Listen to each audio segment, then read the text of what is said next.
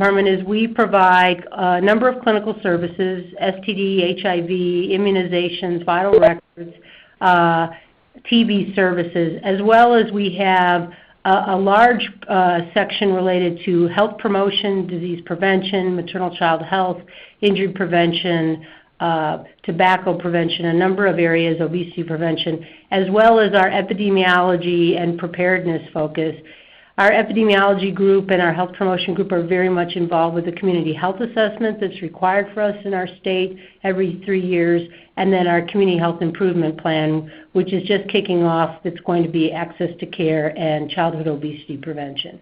And so in that role, we have a grant we wrote for and received a community transformation grant from the CDC.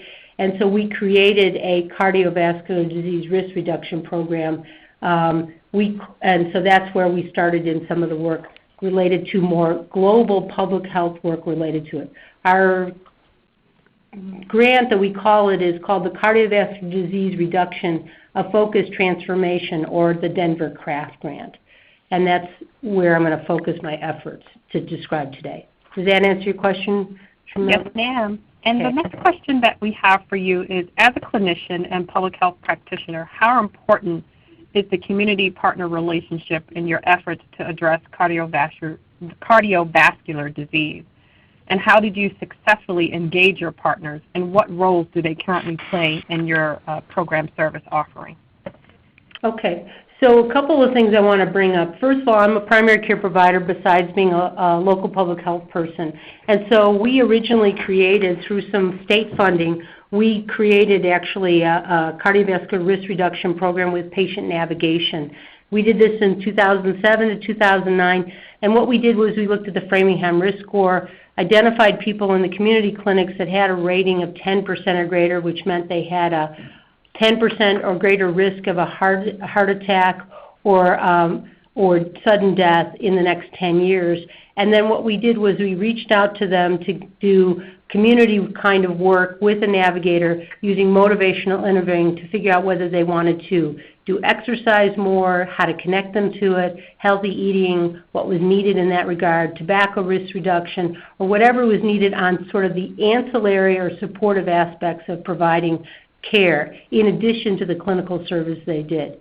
We found in that study that we could actually make a difference in terms of behavioral work, in terms of behaviors for the patients, and we reduced their cholesterol, and we reduced their Framingham risk score compared to a control group in our same hospital setting. So then from that, we wrote the CRAFT grant. And that CRAFT grant, if any of you know, is really focused on 5 areas. So we're focusing on, besides tobacco, there's healthy eating, active living, there's a clinical preventive services, and then a healthy, safe environment. The area that I want to focus on and what's needed is the whole clinical preventive services. And so public health, we're very lucky because in Denver we are connected to a hospital system, so we can test a lot of things through our health department, but we didn't want to just do it with our health department, our community clinics that are part of our hospital system. And so for us in public health, we must convene and try and engage others to be able to use the information we have, the data, the epi work, and then be able to help them do better work. And so we reached out to 3 of the safety net clinics that are in the Denver metro area that we could affiliate with to help them in terms of clinical preventive services, providing them with patient navigation support and education and training on that, how to use it to improve adherence to blood pressure control, as well as cholesterol management. Quality improvement, looking at how they could do population-type assessment and quality improvement, looking at their panel of patients instead of just the individual and walking them through, and then trying to put that all together to create a improvement in hypertension. To help with that, what our health department did, as we also are creating a registry of. And right now it's with Kaiser data as well as Denver Health data to be able to look at blood pressure control along the population. And we've got actually about 50% of the kids in Denver in this registry and 30% of the adults. And we're looking at blood pressure, BMI, tobacco, cholesterol. These are things that are being funded through this CRAFT grant, the CTG grant, and other funding to be able to then, with these safety nets, pull their data in and then be able to try and look at place-based kind of work to be able to help them take care of their patients in a better way. So this is marrying public health with primary care to be able to have them be much more effective. Does that answer your question? Yes, Dr. Chalet, that sounds great. My last and final question for you is, did you have any lessons learned, some specific challenges in coordinating this care team approach, organizing the safety net providers with the public health community? Did you have any specific lessons learned? Yes, and I think this is very important. A lot of community clinics are just in the business of doing good clinical care. And maybe some of them maybe even don't do good clinical care, they just do care. I mean, that could be there too. So they don't have the infrastructure in terms of quality improvement, performance management system, to be able to look reflectively at their overall population and how they're doing their services. So public health detailing and trying to explain how to do that was something that took a lot more time. And for one practice in particular, I don't even know if they've still got it. The other thing is that the clinics are underfunded with staff, so sometimes they would use this navigation position that we help them get to fill lots of gaps and maybe not then focus completely on the program at hand that we're trying to do, which is maintain people in care and try and manage their blood pressure control and cholesterol and reduce their risk of heart disease. The third thing is that we're trying to get data from people in terms of electronic health records and trying to do it through a virtual data warehouse. So you don't have to actually give the information, but through governances you can just give aggregate data that can be quite helpful and not and allow people to keep their own data to themselves. That has been challenging for small community health programs that don't have the infrastructure, and it takes a lot more energy and time, and they don't have that training necessarily. The last thing is that money does help to buy relationships in terms of trying to change things, and so using funding to support things that can help the programs make it much better. Dr. Chalet, we thank you so much for your time. I know that you have a compressed schedule and you need to leave us soon. We do want to take at least 2 questions if there are any questions. We also are going to share with each of today's call participants a case study of Dr. Chalet's work. Are there any questions? This is Karen in Rochester, New York. And Dr. Chalet, this sounds very familiar because we have a similar effort underway here. But one of the hurdles or real barriers that we've come up against is how to measure the community's use of aspirin therapy. Were you able to do anything to measure that? So no, we haven't collected aspirin therapy. It's really about blood pressure. It's not about medication use that we have measured. We're looking at the blood pressure. And so we're looking at sort of trying to get downloads from various clinical partners. The EHRs are much more robust than BRFSS and YRBS in terms of really having a pulse on what's going on in terms of people in care. The only way I think that could work potentially is through like Denver Health. We have from the patients that we know, we could find out the % of people that have hypertension that are on aspirin. And Kaiser could do that. And so there could be a query out through this virtual data warehouse to just get an idea about that. But the idea of looking at it, unless it was, it's very hard with private pharmacies to get that information. That's a challenging one in terms of medication adherence. Yeah, that's what we found because it's not a prescription. Yeah, but if electronic health records now are collecting medication reconciliation where you document the medication in the electronic health record, it is possible to do it that way. But that's very technical and that takes a lot of IT support. That would be the only way that I think could be possible. Okay, thank you very much. You're welcome.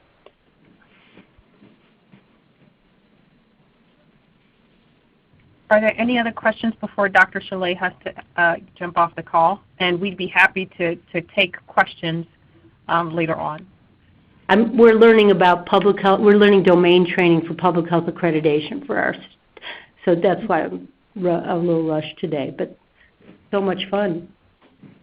For Dr. Chalet, we really want to thank you for your time. And again, for our call participants, we will be forwarding you a copy of a case study with some more information about Dr. Chalet's work. So Dr. Chalet, we thank you for your time. Thank you. And if you have any questions, you're more than happy to contact me, or I can connect you with people if I don't know the answer. Have a wonderful day. Enjoy your call. Thank you. Thank you. Bye-bye. So are there any other questions that I can field for any of the call participants so that I could have that information ready for Dr. Chalet? I can field some questions now, or we can go through the next part of the agenda. Okay. Since there are no further questions, let's go to the second part of our agenda, which is the state team project updates and discussion. So at this point in time, we wanted to just do a round robin from each of the state teams and community partners that are on the call to talk about where you are in your project, your progress on your PDSA cycles, any specific successes, if you have a specific programmatic glitch, or if you want to put something in a bucket for further discussion. Now is the time for us to share some of the activities and things that you are doing in your learning collaborative. So Emily, I don't know if we want to go by volunteer or if we want to call out states who are on the call. Sure. We could start out with volunteer if we just want to have, one state after the other do a quick update for the group. And if that doesn't work, we can just call on states one by one. So if you don't volunteer, you'll be called on eventually.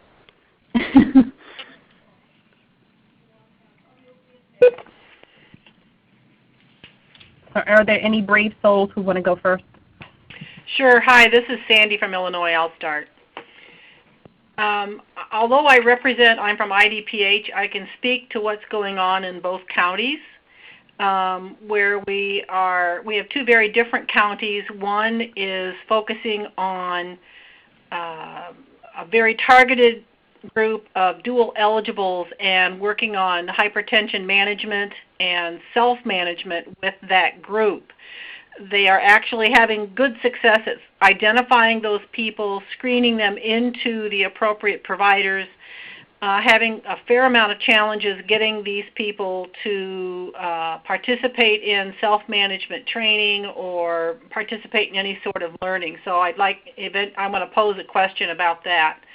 And then our other county is forming a larger group with many providers in that county and many community partners to look at a targeted group, a targeted zip code, I guess I should say, and working through the faith community to target and identify at-risk patients, patients or people without providers. They are developing a referral system to get those patients to the providers that have agreed to take them, and then hopefully we'll be bringing them some self-management training and education too. So both have made a lot of progress locally. At the state level, one of our biggest improvements, or I guess our biggest steps in our cycles, has been the whole data analysis of how to monitor improvements. Had quite a few dialogues around that and have made great strides in the appropriate algorithms to use. And don't ask me exactly what they are. I'm not the epidemiologist, but we can get that if anybody's interested. So that's been a big success. But if I could toss a question out to the other partners on the call, we are having trouble getting patients or community members engaged in improving their own health, in either attending classes or, just engaged. And if it's okay, if it's permissible, I'd like to ask our peer group here what the other communities have experienced with that.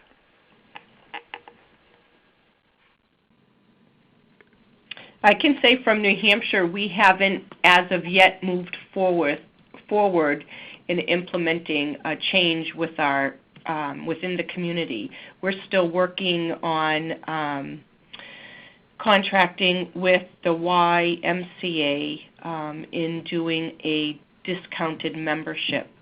I know that we've also contacted through our health department here in Manchester a refugee resettlement group that does a farm stand. So once the crops come this summer, we'll be able to offer that to our patients and have them there twice a week during the day. So that's something we're looking into also. Thank you. Sandy, are you able to offer any incentives? This is Karen in New York. Hi, Karen. We're exploring that. We're hoping to be able to, we could do it through the grant, let me say it that way, but we would like to look at some sort of sustainable system so the clinics don't have to continue to provide that incentive. Right. Hi, this is Tremenda from NACHO. Have you supported or reached out in relationship to the faith-based community? In one community we have, in the second one they haven't. And tell me where you're going with that, please. Because I think the faith-based community has a unique relationship with community members. They are pretty well versed in educating their members about the benefits of health education and taking care of yourself, and here are some free and valuable resources. Mm-hmm. And if those workshops, self-management, if that's what it is, are located within faith-based institutions, you have a sort of kind of a safe place for people to go. Mm-hmm. Yes. So that they are more actively engaged in talking with others about their own complications with health. Okay, that's good advice. I'll take that back to the county. Thank you very much. Very welcome. This is Megan from New York State.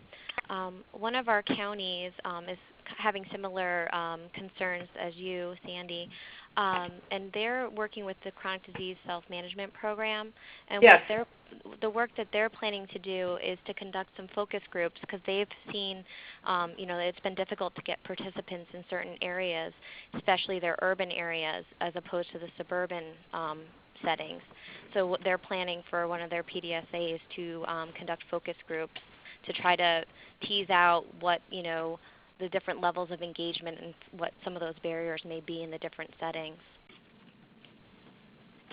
Hey, thank you. I'm taking very good notes. Thank you. I appreciate for all the comments. Oh, you're welcome. You may be also able to create a relationship with your faith-based organization to provide the incentives. Oh, that's interesting. Okay. On your behalf. Uh-huh. So if you have a mini grant process with faith-based communities to grant them the money to sure. incentivize holding workshops and or serving a snack, healthy snack, or uh-huh. some other type of incentive to encourage participation. Great. Thank you.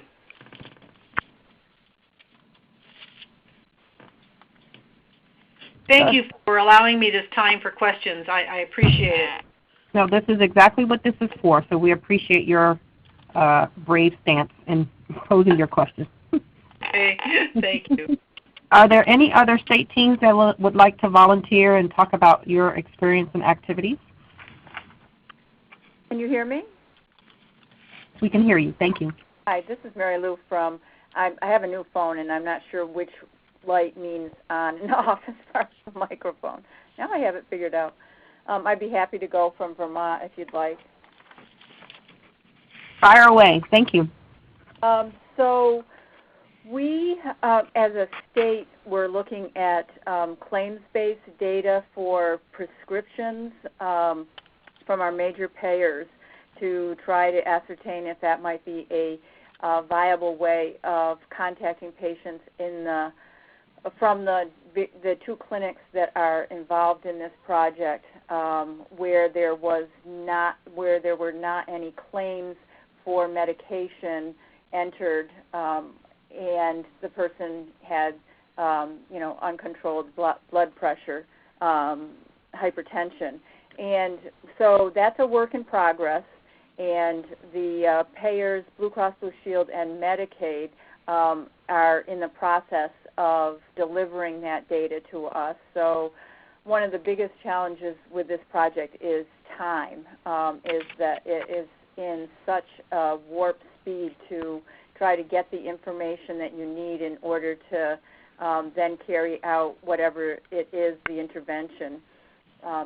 So for instance, in our deliverables for the grant through our health department, we have to have contacted 50% of the patients in our intervention group by the end of February, and we don't really have all of the information we need or the materials for the intervention ready yet. So, I mean, that's just it's a challenge, I'm sure, for everybody, but we're working through that. So, two of the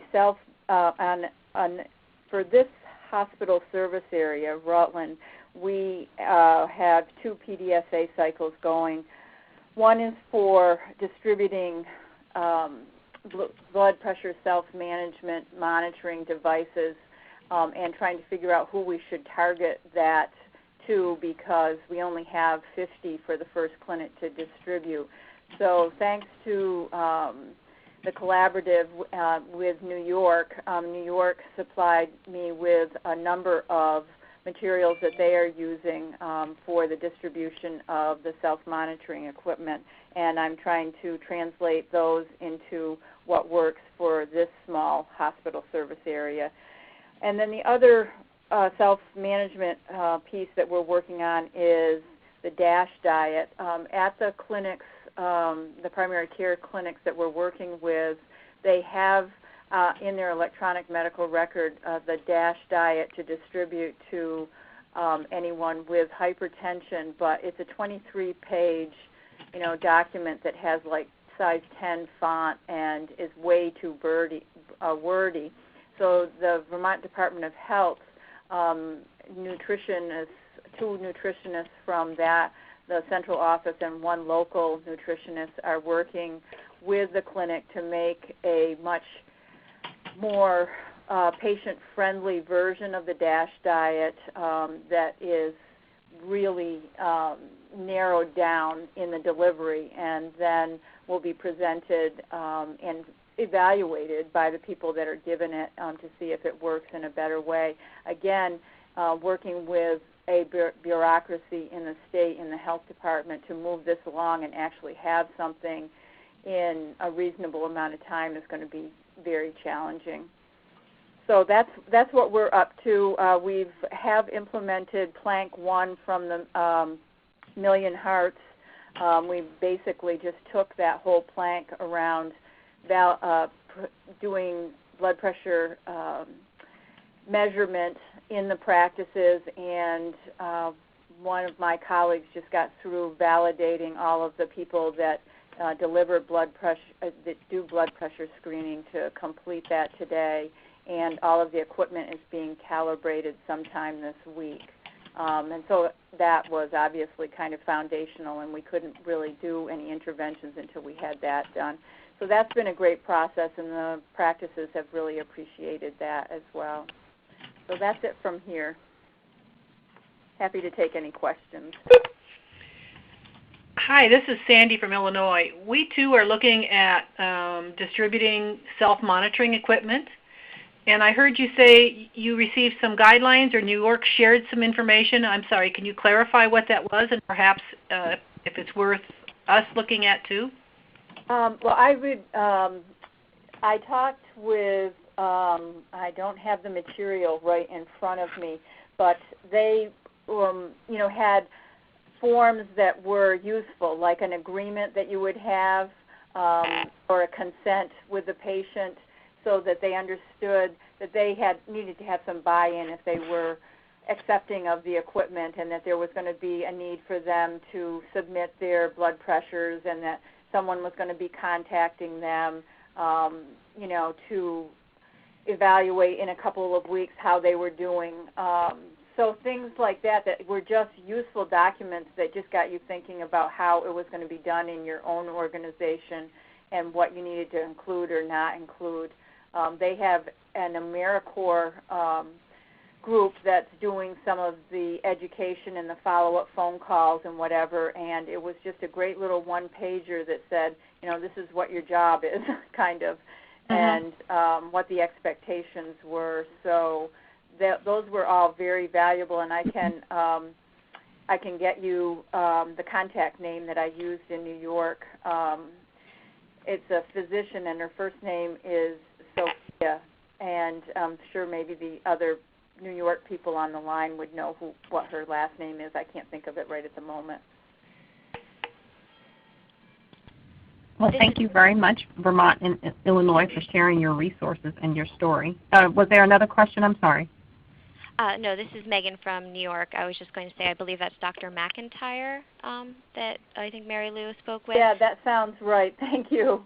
Yeah, you're welcome. And I'm one of the coordinators at the state health department level, so I'm not privy to all the different conversations. So I'm sure I can contact my fellow colleagues to see what they've sent and if they can forward that on to you, Sandy, if you're interested. I think that would be greatly appreciated. Thank you very much. Oh, you're welcome. Hi, I'm Kate. I can go next from Ohio if you guys don't mind.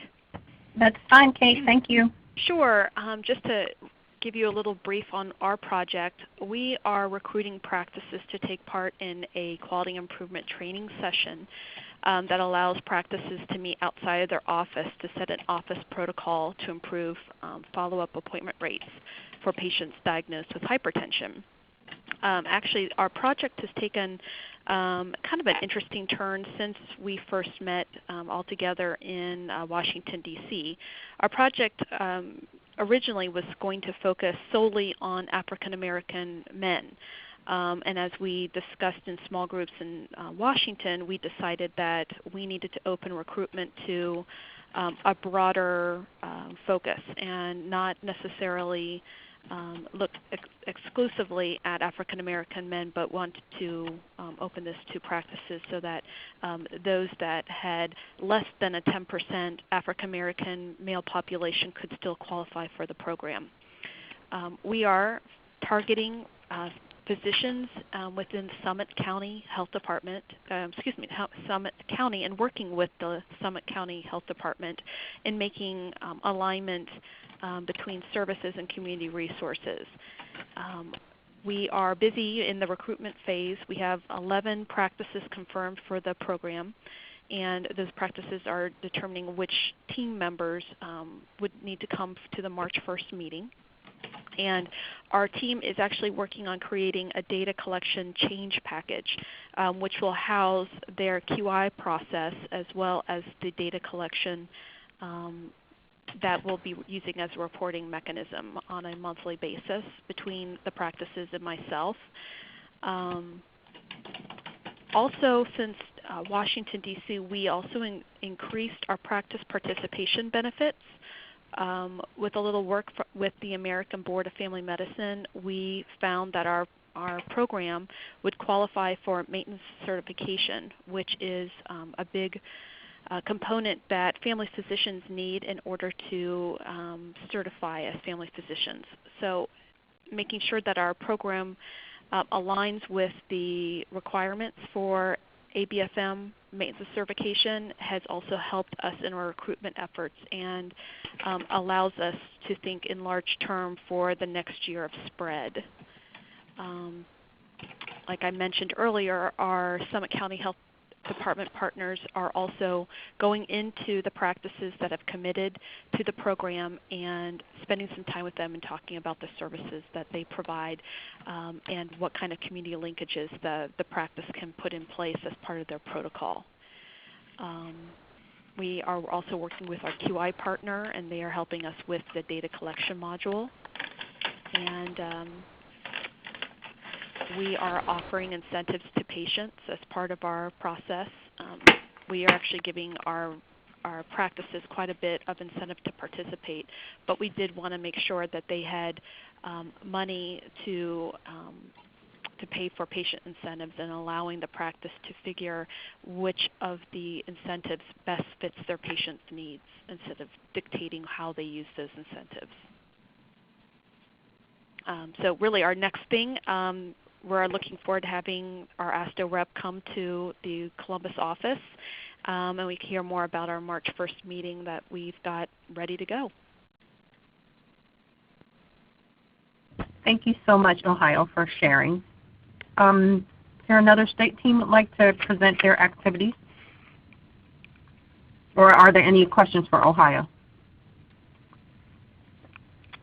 This is Emily with ASTHO team. Actually, Kate, I was hoping you could talk just a little bit more about the connection with the Summit County Health Department and the care coordination unit, the services that they're offering to the practices. I think that might be kind of interesting for the call participants, especially because it puts such a focus on really systematizing that referral to community resources. Sure. We have found a gem in our partner with Summit County Health Department. They are offering personnel to assist the participating practices to make post-appointment contacts with each patient diagnosed with hypertension. This is key in making our protocols work and in practice, having this outside partner to help the practices with their follow-up rates by making phone calls, and then while they are on the phone with patients talking about other health care and personal assistance such as transportation and other linkages to community resources. They are actually spending about 30 to 45 minutes in the practice prior to our team training day, just making contacts with our practices that haven't had any prior experience in working with the health department. And then it's been very interesting to see these practices realize that they have such a gem in their local health department that they can offer so many resources to their patients that have always been available, but for this particular program they're getting additional help. This is Elizabeth Walker-Romero with ASTHO, and I have to say that is really such a great example of public health and primary care partnership. That was great. Thank you. I will say it's been very eye-opening for me. I have never worked with a local health department before, and I did not realize that they offered so many services. We are trying to keep that in mind as we're thinking of spread throughout the state next year and even maybe later even into this current year. I don't believe that that is the standard for the services that local health departments provide in Ohio. So, we have a very strong leader in our health department who I believe will also be working on trying to amp up our local health departments and kind of showcasing Summit County as, the golden star.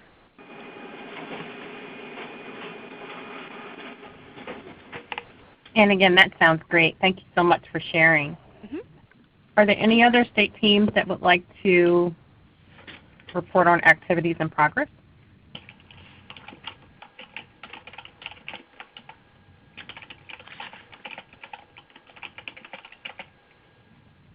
Was there any other follow-up questions for Ohio?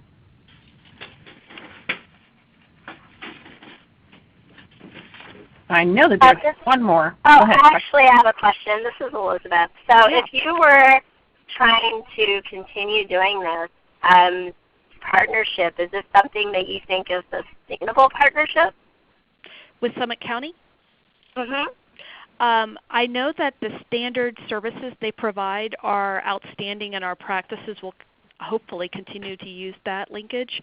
I don't know if they have the personnel on hand to continue to do this for much longer past our grant period. So that's something that we're trying to keep in mind as we are developing our quality indicators and measuring. It's just something that you think that, I'm just posing this there. Yeah. Would this be considered something that you potentially might bill for under sort of the community health worker Medicare allowance? I didn't think of that. But I'm wondering, that might be a really, because then that would sustain, some of the funding could go to, like you guys would come up with sort of a funding partnership, and then reimbursements would go to the community health worker that was working to do these linkages for you. Very interesting. No, we've been so focused on this particular endeavor and thinking of how that might be sustained in other health departments that may not have the same capacity that we're experiencing with Summit County. That's a great idea to keep in mind. Well, maybe Emily and Tremenda and Tara, and Katie, maybe this is something that we pose to the because we just had our payers call earlier, and I know that there's a real interest. I'm actually going to be working to set up a call with all the chief medical offices of Medicare. So I'm wondering if maybe this is something Dr. Winslow could help address at the state level.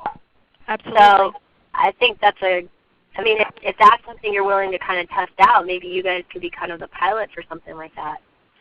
I would definitely be interested in that. And kind of as a side note, I know Dr. Winslow has pitched an idea to our governor for additional funding for the next 2 years. And it would be very exciting, as this would take it to a whole nother level. Yeah, and it would be great for you guys to be reimbursed for that, because then it's like a real, you have like an outpost in your health department, which is exactly what we hope. It's kind of like the process that we've been looking for, so that's awesome. How cool is that? Well, I would like to know more, so I know I'm asking the right questions. Yeah, well, let's, I think New York would be one to talk to, and we can also talk to Minnesota, and Oklahoma are in the process of trying to set up sort of community health worker reimbursement systems. So maybe that would be a good connection to kind of focus in on, and how does that practically work? Great, thank you. Yeah, we'll just make a note for ourselves and follow up on that. Great. Okay, that was my question. I didn't mean to take it up. I'm sure other people have questions. Sorry. No, it's quite all right, Melissa. Thanks. I think we have a couple more questions. Well, not questions. Sorry about that. Want to get some feedback from our community partner group about potential topics for our next call. So I have one, reimbursement, community health worker, a systems approach, tools and resources around that issue. Are there any other topics that were raised? I know that there was a topic raised by Illinois talking about incentivizing and engaging patients in their own health, and what do the incentivized process look like for some. So we may have some suggestions for that. And then Vermont raised an issue about claims-based data for prescriptions, and looking at how to get more input from their partners to get the data ready so that they can proceed with their interventions. Are there any other specific topics that have come to mind other than those that I've just listed? This is Emily, and I think one that I heard that's related to the patient engagement piece is the use of incentives, and maybe exploring the sustainability of those or models for spreading. And that's actually something that came up on a call yesterday with the quality improvement partners, so there might be some overlapping interest across peer groups in exploring use of incentives. So maybe that's something we can keep on our list as well. Okay. Anyone else on the call that has a burning topic that has not been mentioned? I think we also picked up the point of state and local health department collaboration. and local health department programs that could be offered in support of state teams.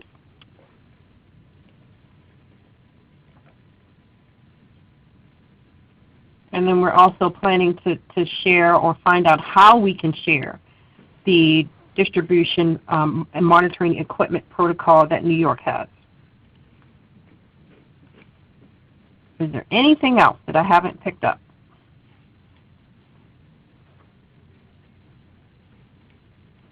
I think that sounds like a really full agenda of things to run. Okay.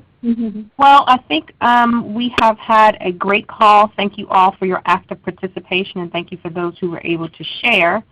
Emily and or Elizabeth, are there any housekeeping notes that we want to go through? Yes, so just a couple of quick kind of housekeeping items and updates on next steps for the Learning Collaborative as a whole. So hopefully by now you all have heard from your state team leads about the upcoming learning session that will be on February 6th. This is sort of the next Learning Collaborative-wide convening since the meeting in December in DC. And this will be a virtual convening, so you will be meeting with your state team within your state, and ASTHO will be sending a representative to help facilitate on-site within your state. So we're all excited to go visit you on-site. We'll be, again, learning. It'll be an opportunity for states to share progress and updates, and also for you as a team to have some additional planning time to plan next TDA cycles. So that, oh, I'm sorry, is there a question? Oh no, this is Elizabeth. I was just going to say it's kind of like a hub and spoke model. There's one line per state. So everybody, I think, should have gotten information on a central location in their state they're going to meet. Sometimes when we say virtual meeting, everyone's like, oh, it's going to be in my office. But I think everybody knows that they'll be going to a place in their state. Yes, thanks Elizabeth. Thanks for clarifying that. Yeah, you will be meeting with your entire state team in person in your state, and then we'll be connecting across the state teams via technology. So, Can I ask a clarifying question about that? Yes. So, just so I understand, is there only one line per state available? If Tara or Katie are on the line, maybe you can comment on this, but to my knowledge, we will have one conference line available per state team for the breakout time. Yes, that's a good question. So we have a backup because everyone will be in the same room for the most part. It will be person to person, but we do have a backup plan in case there's bad weather and people can't travel. So we will have a backup conference line for each state in case there are people calling in from different locations for the breakout section. And we'll provide that the day of in case that is an issue. Okay. We also figured out how to have actually breakout sessions for the Adobe as well. So there's a possibility we can have one state, and you can actually, it won't just be the conference line. You can actually have the video camera set up in 2 locations. So we're hoping that we don't need to do that, but we do have that as an option in case, again, there is inclement weather. Okay. Thank you. Sure. Okay. Any other questions about the February 6th meeting? Again, you should probably be getting more information from your state leads very soon if you haven't already. Okay. Well, I think that's all I had. If anyone else on the ASTHO team or Tremenda, if you had any other housekeeping items. Otherwise, oh, go ahead, Tremenda. No, I'm fine. Thank you. Sorry. Oh, okay. I was just going to say, I think we'll be planning, the next call will be sometime in March, and so you can look for more information about that coming out soon. And in the meantime, if you think of any other topics or issues that you would like this group to address, either on a call or through other means, whether it's kind of a direct information request or ideas for a webinar or something like that, please feel free to share those with us at any time. And we are very grateful for Tremenda for taking the lead on these calls, the community call and the local health department call, and very glad to be able to tap into her expertise on these topics as well. So Tremenda, thank you so much for taking the lead on these. It's been my pleasure. Thank you, everyone. Yep. Thank you. All right. Thanks. Thank Have you. a good afternoon. Thank you.